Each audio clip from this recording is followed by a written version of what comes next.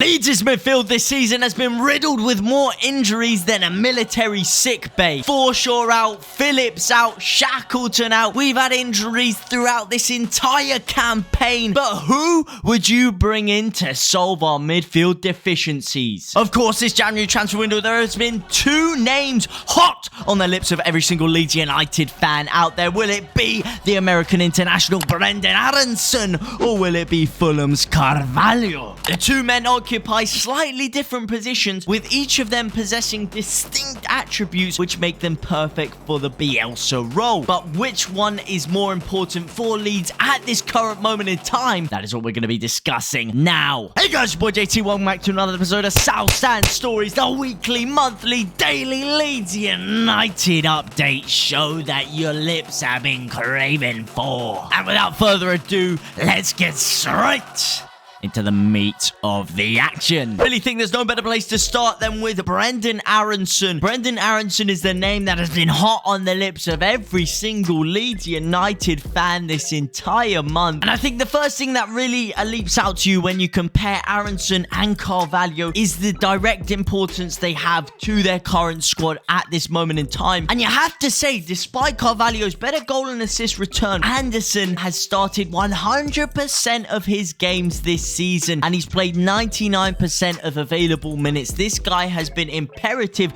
to everything that RB Salzburg has to do. He is 100% reliable. He's a hell of a lot more fit than Carvalho has been. Carvalho, who's been in and out of the side. Carvalho has had a couple of injuries this season. If you're talking about someone that's going to make a guaranteed impact to that lead squad, someone that's guaranteed, he's been there, he's done it at the top level, and he's going to carry that momentum forward, Brenden Aaronson is the man. But Brenden Aaronson is a man who's very versatile. He can get around the pitch easily, and he can sit deep, featuring in that central midfield role, kind of the way we've played Mateusz Klich sometimes this season. With the absence of Calvin Phillips, with the absence of Forshaw, we've seen Klich start to drop into that kind of CDM role, but not really CDM, because you'll have either Koch or you have Forshaw sat behind him. So kind of bridging the gap between the CDM and the attacking midfield role, which Klich would usually occupy. I think Brenden Aaronson would be able to fit into that role very perfectly. And if you look at Leeds at the moment, a squad who is so depleted, it's so thin in that midfield area, we're forced to put centre halves in there, we're forced to put fullbacks in there.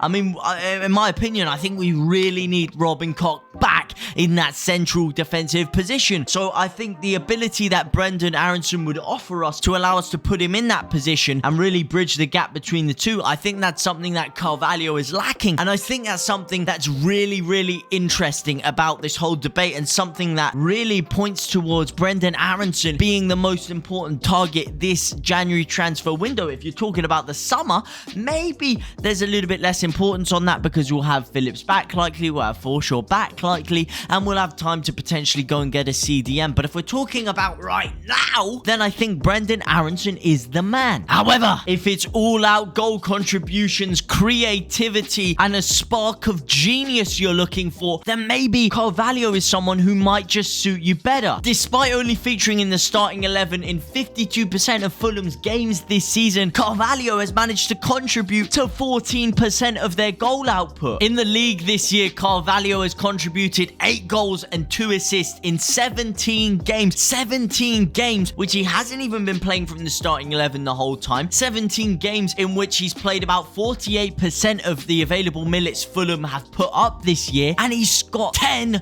goal contributions, which in the total surmounted time of 1,178 minutes equates to 1 goal every 147 minutes. And if you compare that to Brenden Aaronson's stats in the league, the guy's only got 1 goal every 1,227 minutes. And creative areas is somewhere where Leeds have really struggled this season. A lot of people are touting Carvalho as a potential Samuel Saiz replacement. Samuel Saiz, who is someone who we've struggled to replace since he departed over 4 years ago. But I think the Pablo Hernandez replacement is even more important, because we've seen it this year. The amount of times we've played teams that are sitting back, especially in and around around the lower half of the table, which we are stuck in ourselves, making those games even more important. Whenever we have them pinned back and we've got the ball in and around the 18-yard box, that final pass, that final bit of creativity, that final spark of magic has been missing from us. And Carvalho is someone who offers that in abundance. Carvalho is someone who can plug all of the gaps we have in that position, all of the deficiencies we have. We've seen it this year with Bamford out. We've had so much of an over-reliance on Rafinha to get the goals.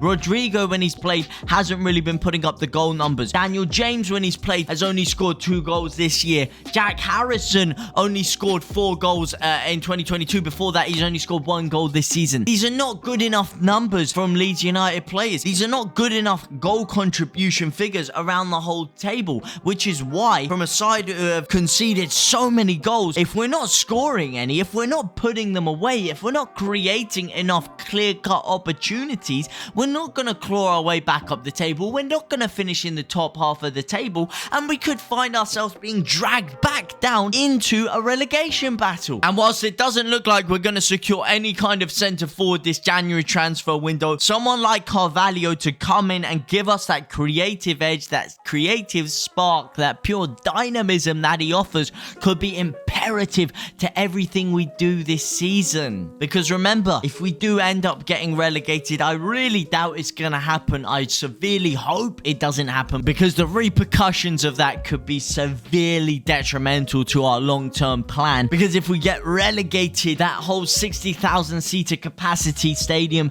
that we have been talking about, that has been in the plans for the past 2 years, that has been part of the reason why we haven't been spending any money, goes all up in flames, baby. We lose all that money. We go back down into the championship. We go back into debt. We lose our best players. We lose Rafinha. We lose Calvin Phillips. We potentially lose Patrick Bamford in all, and everything starts spiraling downhill. So we cannot afford to get relegated, and the only way we can escape that with the defense in the way that it is right now, with the midfield riddled with injuries like we have, is to get someone like Carvalho, someone who can get the goals, can get the assists, and help drive Leeds up the table. Having said that, with Brenden Aaronson offering more versatility, he could help pitch in with a few assists, with a few goals. He is the more creative player on the ball, not in front of goal. Of course, in the league, creating 5 assists compared to Carvalho's 2 assists, which if we are supplying someone like Patrick Bamford, if Patrick Bamford is to get himself fit, there is an argument there that Aaronson could be more effective in that role. There is also the argument, like I said before, with his versatility, it allows Leeds a lot more protection, a lot more cover, and could potentially allow us to start keeping some more clean sheets. It is a very interesting debate. There are so many pros and so many cons for each of them, and they both just offer slightly different things that would make them both perfect individually for Leeds. And if we could get both of them, that would be nothing short of a Christmas miracle. But if we could only get one, which one would you be going for? Would you be going for the more assured, the more certified, the more guaranteed performance out of a Brenden Aaronson, or would you be going for the guy with more of a high potential ceiling, the guy who's a little bit more dynamic, gets the bums off seats a little bit more, and someone who just has that little extra sparkle of brilliance like Carvalho? Which one would you be going for? Let me know down in the comment sections down below. It has been your boy JT. Thank you guys ever so much for watching, and if you do like the content around here, make sure to subscribe and hit that notification bell so you don't miss any more future content. Come on, Leeds, just get one of them through the door at least. Hello.